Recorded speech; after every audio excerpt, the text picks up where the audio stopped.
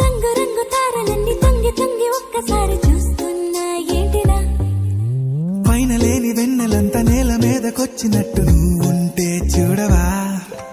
మంచువాన నన్ను ముంచనంట, వాన విల్లు మీద ఇల్లు కట్టెనెవ్వరంట.